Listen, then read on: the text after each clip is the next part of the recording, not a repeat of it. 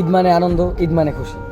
কিন্তু বর্তমান পরিস্থিতিতে এটা করা না করাই সবচেয়ে ভালো, কারণ ফিলিস্তিনের মানুষগুলো খুব কষ্টে আছে। এটা জেনে জেনে শুনেও আমরা এই কাজগুলো কেন করতেছি? আসলে আমি কোনো দিন এরকম আগে করিনি, আর এই জীবনে আমার শেষ, আর আশা করি না, আর আশা করি আর কখনো এরকম হবে না।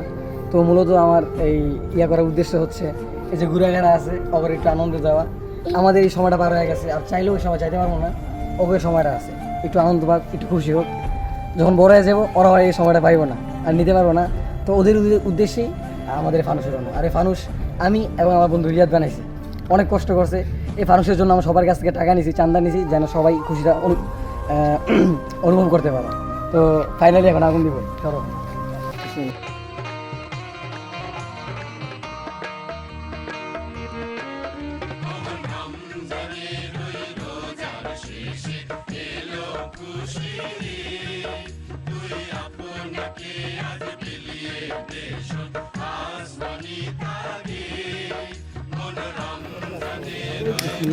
বই কাছে বাদিস না ভাই, পড়ে গেছে, বাদিস না। তুই তো ভাই দিছস মাজা।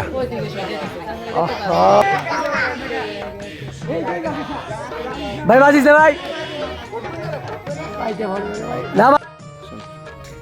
আগে দুদিন কেমন ঠিক করে হয়নি।